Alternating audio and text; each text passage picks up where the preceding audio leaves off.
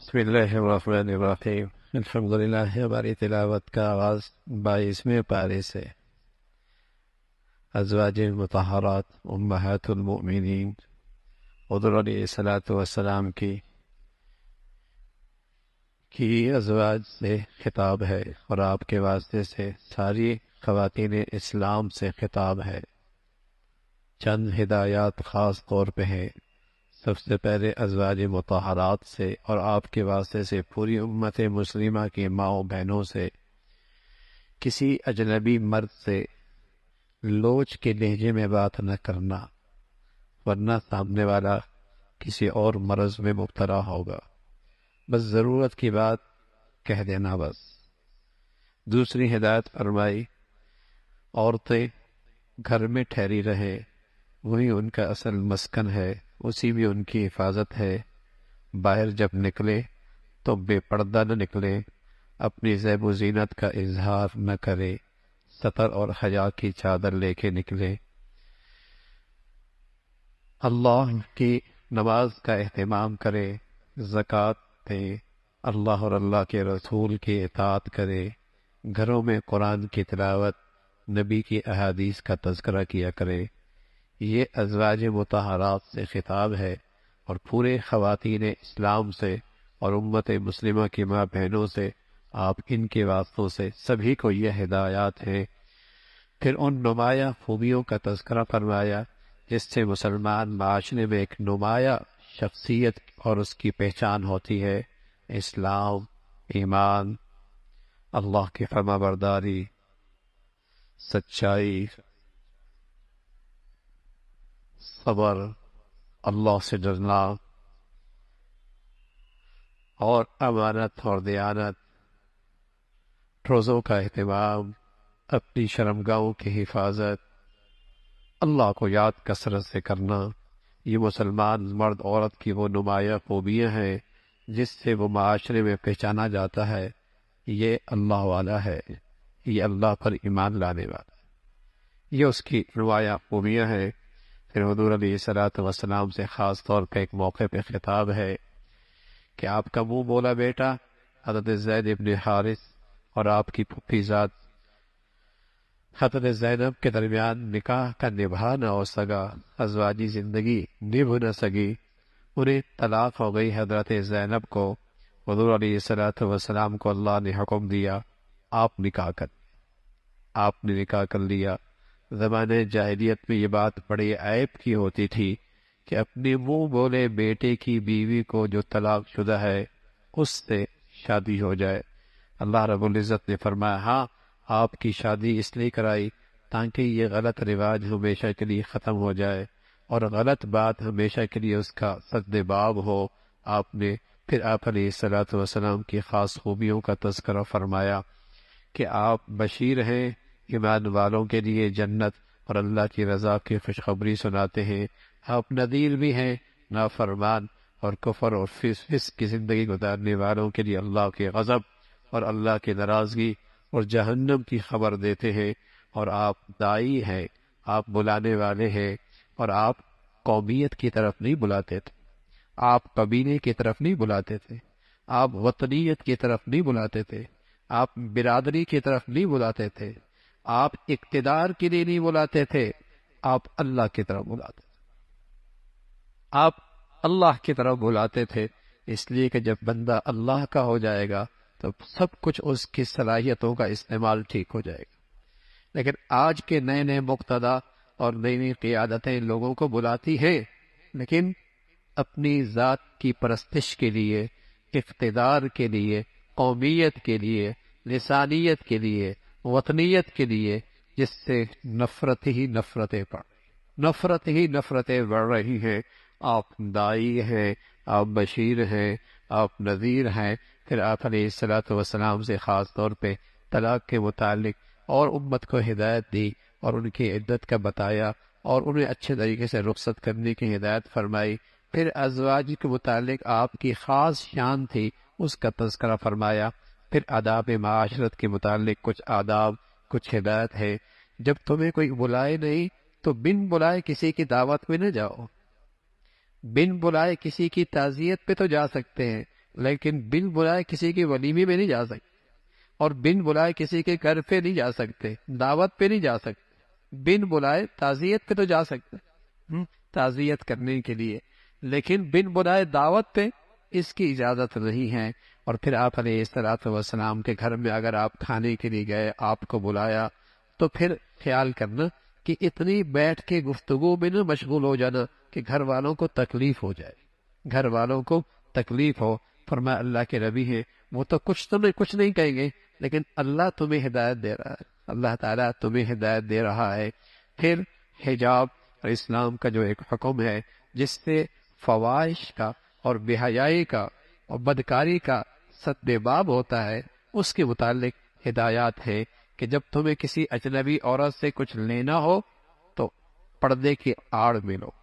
وَإِذَا سَأَلْتُمُوهُنَّ مَتَاعًا فَاسْأَلُوهُنَّ مِنْ وَرَاءِ حجاب، بیچ میں پردہ حائل۔ آپ ذرا سوچے تو صحیح، ایک طرف جب یہ قرآن پہلی مرتبہ اترا اور جن لوگوں پہ اترا وہاں ایک طرف حضور کی بیویاں ہیں اور حضور کی بیٹیاں ہیں اور صحابہ کی بیویاں ہیں اور ایک طرف صحابہ ہیں، بتائیے وہاں تو ہدایت یہ آ رہی کہ جب بھی ایک دوسرے سے لینا ہو تو پردے کے آڑ میں، اور اب مسلمانوں کے ہاں اللہ کے اس حکم کا کتنا لحاظ ہے۔ اسکول، کالج، یونیورسٹی، ہسپتال، تقریبات، خوشی غمی، گھر باہر، بازار، جب کھلے عام اللہ کی نافرمانی ہوتی ہے بھائی، پھر اللہ کی طرف سے آنے والی سزا بھی پھر عام ہوتی ہے۔ جب پہلے گناہ چھپ کے ہوتے تھے نا تو اللہ کی پکڑ بھی انہی لوگوں پر ہوتی تھی جو چھپ کے کرتے تھے۔ جب گناہ علی الاعلان ہو تو آنے والی آفات کے اندر پھر سب اس آفت میں مبتلا ہوتے ہیں، تو کھلے عام یہ گناہ ہوتے ہیں۔ فرمایا ہاں وہاں پردے کی ضرورت نہیں، جہاں اپنا بیٹا ہے، اب بیٹوں کے بیٹے ہیں، بھائی ہیں، بھائیوں کے بیٹے ہیں، یا اپنی جیسی عورتیں ہیں، ان سے پردہ نہیں ہے، اللہ سے ڈرو۔ پھر حضور علیہ الصلوۃ والسلام پر درود کا تذکرہ فرمایا، اپنے نبی پہ درود و سلام بھیجا کرو، اس لیے کہ اللہ بھی اپنے نبی پر رحمت بھیجتا ہے۔ حضرت ابو طلحہ رضی اللہ تعالیٰ عنہ فرمانے لگے، ایک دن اللہ کے نبی مسکراتے چہرے کے ساتھ آئے، ہم نے پوچھا یا رسول اللہ آپ بڑے خوش نظر آ رہے ہیں۔ فرمایا کیوں نہ خوش ہوں، اللہ کی طرف سے فرشتہ میرے پاس آیا اور مجھے پیغام دے کر گئے ہیں اور مجھے خوشخبری دے کر گئے ہیں کہ جو آپ پر ایک مرتبہ درود بھیجے گا اللہ اس پہ 10 رحمتیں بھیجیں گے، اور جو آپ پر ایک مرتبہ سلام بھیجے گا اللہ تعالیٰ اس پر 10 مرتبہ سلامتی بھیجے، 10 مرتبہ سلامتی بھیجیں گے۔ اور چھوٹا سا چھوٹا درود و سلام صلی اللہ علیہ وسلم، یہ سب سے چھوٹا درود ہے، اور سب سے اعلیٰ درود شریف جو آپ نماز میں پڑھتے ہیں درود ابراہیم، وہ سب سے اعلیٰ ہے، اور چھوٹا سا چھوٹا صلی اللہ علیہ وسلم درود و سلام ہے۔ کیا ہی اچھا ہے 24 گھنٹے میں کچھ دیر بیٹھ کر نبی کی محبت میں اور نبی کے پیار میں اور نبی کے احسانات کا تصور کر کے اپنی نبی پہ درود شریف پڑھ لیا کرے، درود و سلام پڑھ لیا کرے۔ ہوگا کیا، میرے نبی کی شان تو ویسے ہی بہت اونچی ہے، ہماری قسمت جاگ جائے گی، پڑھنے والوں کے نصیب کھل جائیں گے، قسمت والے پڑھنے والوں کا اللہ کے ہاں اعزاز اور اللہ کے ہاں اس کا مرتبہ ہو جائے گا۔ ورنہ اللہ کے حبیب کی تو اپنی شان ہے جس پر اللہ کے فرشتے درود و سلام بھیجتے ہیں، اللہ تعالیٰ اپنی رحمتیں بھیجتے ہیں۔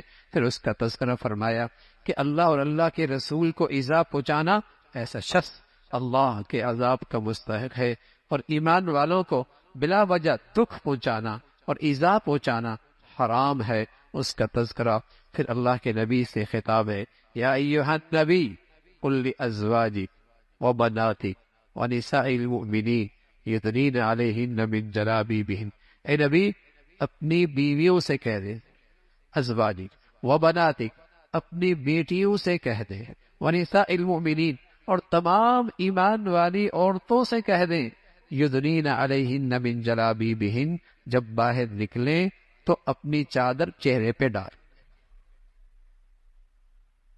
کتنا اہتمام ہے قرآن میں۔ اے نبی آپ کہہ دیں اپنی بیوی سے، اپنی بیویوں سے، اپنی بیٹیوں سے، مسلمان عورتوں سے۔ اور اس وقت مسلمانوں کی یہی پہچان ہوتی تھی جو باندیاں ہوتی تھی وہ پردہ نہیں کرتی تھی، اور جو مسلمان آزاد بچیاں عورتیں بہنیں ہوا کرتی تھی ان کے چہروں پہ پردہ ان کے چہروں پہ پردہ ہوتا تھا۔ اور سچ ایس کر رہا ہوں، جس معاشرے سے یہ پردہ اور حیا کی دولت چلی گئی وہاں گھر نہیں بسا کرتے، وہاں طلاق ہی طلاق ہوتی ہے، وہاں خلا ہی خلا ہوا کرتا ہے، وہاں گھروں میں بد اعتمادی ہی بد اعتماد ہوتی ہے، وہاں گھر ٹوٹے کرتے ہیں، پھر وہاں گھر نہیں آباد ہوا کرتے، وہاں گھر نہیں بنا کرتے۔ مغرب کی گندگیاں ہم لیں گے تو مغرب کی طرح ہمارے گھر بھی ڈوبتے ہوئے نظر آئیں گے، وہاں تو ہر دوسری عورت کو طلاق ہے، ہر دوسرا بیٹا حرام کا ہے۔ لیکن جب وہ گندگیاں ہمارے ہاں آئیں گی اور اپنی نبی کی زندگی چھوڑیں گے، پھر رسوائی ہمارا مقدر بنے گی، پھر ذلت اور رسوائی ہم بھی اپنے گھروں میں خاندانوں میں دیکھیں گے۔ تو یہ حیا کا حکم ہے کہ پردے کا اہتمام ہو، اس کا تذکرہ فرمایا، پھر آخرت کا تذکرہ، اور پھر ایمان والوں کو تلقین فرمائی، اللہ سے ڈرو، زبان صحیح رکھو۔ زبان صحیح ہوگی تو سارے اعمال ٹھیک ہونے لگ جائے، زبان سیدھی ہو، سچائی پر ہو، سچی بات ہو، اچھی بات ہو، اس کا تذکرہ فرمایا۔ پھر اللہ نے مسلمانوں پر ایمان کے اور اسلام کی ذمہ داریاں اور احکامات کی ذمہ داریاں ڈالی، اس لیے کہ اللہ نے انسان کو عقل و شعور دیا، عقل و دانش عطا فرمائی، سوچ اور فکر عطا فرمائی، لیکن اس نے اس ذمہ داری میں بڑی کوتاہی کی، ذمہ داری میں بڑی کوتاہی کی، اس کا تذکرہ فرمایا۔ پھر سورہ سبا ہے، سبا قوم سبا ایک قوم کا نام ہے، شروع میں اللہ کی حمد و ثنا ہے، اللہ کی بڑائی ہے، اور ہر چیز زمین سے نکلنے والی، زمین میں جانے والی، سب اللہ کے علم میں ہے، سب اللہ کے علم میں ہے۔ نیکی والوں کے لیے جنت ہے اور نافرمانی والوں کے لیے اللہ کا عذاب ہے۔ حضرت داؤد علیہ الصلاۃ والسلام کا تذکرہ ہے، اللہ نے حضرت داؤد کو ایک صنعت دی تھی لوہے کی، وہ آپ کے ہاتھ میں آتا تو نرم ہو جایا کرتا تھا، آپ زرے بنایا کرتے تھے، اور آپ کو اللہ نے آواز بھی خوب دی تھی، ایسی شاندار آواز تھی، پرندے بھی رک جایا کرتے تھے آپ کی تسبیح اور آپ کا کلام سننے کے لیے، پہاڑ بھی یوں لگتا تھا آپ کے ساتھ کلام پڑھنے لگے ہیں، ایسی خوبصورت اللہ نے حضرت داؤد کو آواز دی تھی، اس کا تذکرہ فرمایا۔ پھر حضرت سلیمان علیہ الصلاۃ والسلام کو اللہ نے غیر معمولی سلطنت دی، جنات بھی آپ کی سلطنت میں آپ کے حکم کے ماتحت تھے، اس سلطنت میں جنات بھی آپ کے ماتحت ہوا کرتے تھے، بڑے بڑے دیگے بنایا کرتے تھے، بڑی بڑی تعمیرات کیا کرتے تھے، مسجد اقصی کی تعمیر، مسجد بیت المقدس کی تعمیر حضرت سلیمان علیہ الصلاۃ والسلام نے جنات سے کروائی، اور آپ بیٹھے ہوئے تھے، ان کی نگرانی کر رہے تھے، اسی میں آپ کی روح قبض ہو، جنات لگے ہوئی ہیں، کام کر رہے ہیں، لیکن جب لاٹھی جس پہ ٹیک لگی ہوئی تھی وہ گری، تب انہیں اندازہ ہوا کہ سلیمان علیہ الصلاۃ والسلام کی تو روح قبض ہو چکی ہے۔ کہنے لگے پہلے پتہ ہوتا اتنی مشقت ہمیں نہ اٹھانی پڑتی، مشقت نہ اٹھانی پڑتی۔ تو جنات بھی غیب کا علم نہیں رکھتے، غیب کا علم صرف اللہ رکھتے۔ پھر قوم سبا کا تذکرہ ہے، جنہیں اللہ رب العزت نے شاندار زمین، سرسبز ماحول اور شاندار آب و ہوا اور آباشی کا شاندار نظام، غیر معمولی زراعت، ایک آدمی سر پہ ٹوکر رکھتا اور ایک باغ سے گزرتا، کونے پہ نہیں پہنچتا تھا کہ بغیر ہاتھ لگائے درختوں سے کے پھلوں سے اس کا ٹوکرا بھر جایا کرتا۔ کوئی شخص وہاں اس سلطنت پہ آتا تو سر میں جوئیں ہوتی، مر جاتی۔ آب و ہوا اتنی صاف تھی، ایسی صحت مند تھی، آباشی کا نظام زبردست تھا، لیکن وہ قوم احسان شناس نہیں بنی، نہ شکری بنی، احسان فراموش بنی۔ اللہ رب العزت نے وہی زندگی کے نقشے، پانی کے بڑے بڑے ڈیم، پانی کا بڑا نظام، وہی ان کے لیے موت کا نقشہ بنا، اور ساری کھیتیاں، ساری زراعت سیلاب کے نظر ہو گئی، کچھ باقی نہ رہا، اور بیری رہ گئی، کانٹے دار جھاڑیاں رہ گئی، کچھ نہیں۔ فرمایا ناشکری کرنے والوں کو ہم ایسی عبرت کا نشان بناتے ہیں اور ایسی سزا دیتے ہیں۔ اس کا تذکرہ، پھر آخرت کا تذکرہ ہے، کس طریقے سے جنت جہنمی آپس میں ایک دوسرے سے الجھیں گے اور ایک دوسرے پہ الزام لگائیں گے کہ تو نے ہمیں گمراہ کیا۔ کمزور کہیں گے تم طاقتور تھے، ہم نے تمہاری پیروی کی، تمہاری وجہ سے ہم گمراہ ہوئے، اور جو مقتدا اور پیشوا تھے، جو اس وقت کے لیڈر تھے، وہ پیچھے والوں کو کوسیں گے کہ ہم تمہاری گمراہی کا باعث نہیں ہے۔ دنیا میں ایک عام غلط فہمی ہوتی ہے کہ دنیاوی لحاظ سے خوشحالی ہو تو وہ سمجھتا ہے شاید اللہ مجھ سے راضی، شاید اللہ مجھ سے راضی، شاید اللہ مجھ سے بہت راضی ہے۔ فرمایا یہی چیز بس اوقات آدمی کو گمراہی کے اندر مبتلا کر دیتی ہے۔ دنیا میں غریب کی غربت بھی اور امیر کی دولت بھی دونوں آزمائش ہیں۔ اللہ یہ دیکھنا چاہتا ہے دولت میں کون شکر گزار بنتا ہے اور غربت میں کون صبر اور اللہ کے فیصلے پہ راضی رہتا ہے۔ نتیجہ کل آئے گا، نتیجہ کل آئے گا، اسی کا تذکرہ فرمایا۔ پھر آپ علیہ الصلوۃ والسلام کی دعوت اور پیغام اکیلے بھی اور مجموعے اکٹھے کر کے بھی آپ لوگوں کو اللہ کی طرف بلایا کرتے تھے۔ پھر سورہ فاطر کا تذکرہ ہے۔ اللہ کی تو بڑی مخلوق ہے، فرشتوں جیسی عظیم الشان مخلوق کئی پر ہیں اس کے، اور وہی ذات ہے رحمت کے دروازے کھولے کوئی نہیں بند کر سکتا، بندش کر دے کوئی نہیں کھول سکتا۔ فرمایا آپ کے لوگ تکذیب کرتے ہیں، اس سے پہلے بھی لوگوں پیغمبروں کی تکذیب ہو گئی، لیکن ایک دن سچ ہے، قیامت کا دن آنے والا ہے۔ دنیا کی زندگی تمہیں دھوکے میں نہ ڈالے، شیطان تمہارا دشمن ہے، وہ تو چاہتا ہے کہ جہنم کی اس کی جماعت میں اضافہ ہو، جہنم کی اس جماعت میں اضافہ ہو۔ اللہ کی قدرت دیکھو نا، کیسے ایک نطفے سے انسان کی تخلیق فرماتے ہیں، وہی ذات ہے دوبارہ بھی پیدا فرمائیں گے۔ اے لوگو تم سارے کے سارے اللہ کے محتاج ہو، اور اللہ بے نیاز ذات ہے، وہ کسی کا محتاج نہیں۔ ساری دنیا اکٹھی ہو جائے عبادت پہ آ جائے، اس کی سلطنت اور شان میں اضافہ کوئی نہیں ہونا، اور ساری دنیا ایک نافرمان شخص کی طرح ہو جائے، اس کی شان میں اور اس کی عزت میں فرق کوئی نہیں آنا۔ وہ غنی ذات ہے، تم اللہ کے در کے بھکاری اور محتاج ہو، اسی کی طرف اپنے آپ کو متوجہ رکھو، رجوع کرو۔ اور فرمایا کل قیامت میں کوئی کسی کا بوجھ نہیں اٹھائے گا، ہر ایک کے نامہ اعمال کا معاملہ اس کے ساتھ ہوگا، اس کا تذکرہ۔ پھر اللہ کی قدرت، اللہ کی طاقت زمین پہ پھیلی ہوئی ہے۔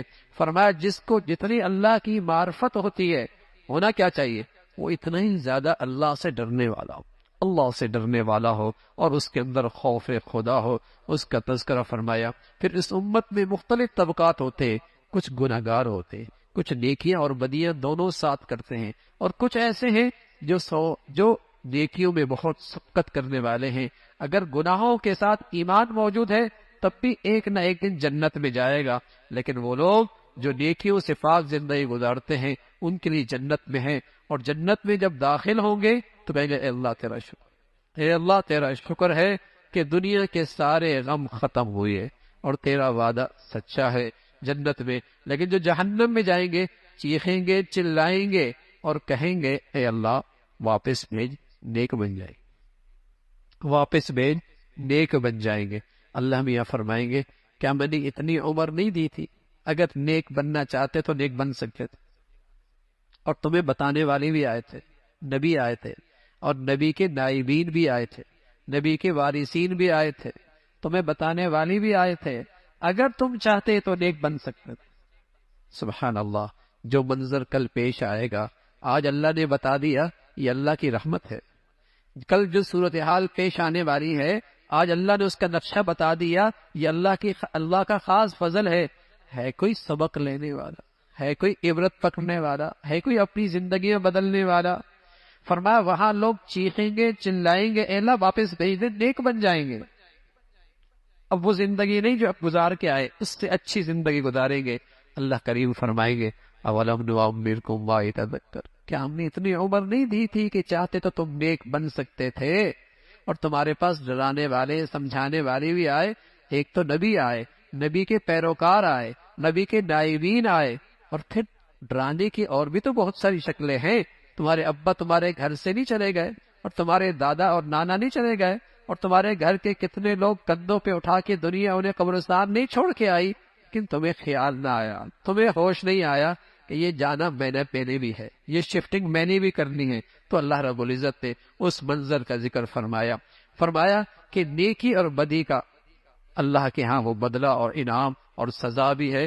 فرمایا زمین پہ چل پھر کے دیکھو تو صحیح نافرمانوں کا انجام اور ان کے ساتھ حشر کیا ہوا۔ فرمایا اللہ رب العزت مہلت دیتے ہیں، اللہ تعالی مہلت دیتے ہیں۔ اگر ہر بدعمال کو اس کی بدعمالی پر فوراً پکڑے تو زمین پہ چلنے پھرنے والا کوئی نہیں ملتا۔ اگر ہر نافرمانی پر اللہ کی طرف سے فوراً پکڑ آتی تو زمین پہ چلتے پھرتا کوئی نہیں ملتا۔ یہ تو اللہ کی کرم ہے بھائی۔ ماہو سال اس کی نافرمانیاں کرتے ہیں، پھر بھی دسترخوان نعمتوں سے بھرا ملتا ہے۔ شام نافرمانیوں سے گزرتی ہے، صبح دسترخوان نعمتوں سے بھرا ملتا ہے۔ صبح سے لے کر شام تک نافرمانیاں کرتے ہیں، رات پھر دسترخوان نعمتوں سے بھرا ملتا ہے۔ یہ تو اس کا حلم ہے بھائی، یہ تو اس کا حلم ہے، یہ تو اس کی ڈھیل ہے۔ لیکن کب تک رسی کھینچے گی، پکڑ ہوگی؟ تو فرمایا اللہ رب العزت یہ سب ڈھیل دی ہے، لیکن کوئی چیز اللہ کی نظروں سے اوجھل نہیں ہے، وہ سب دیکھ رہا ہے، وہ سب دیکھ رہا ہے۔ اللہ بھائی عمل کی توفیق نصیب فرما۔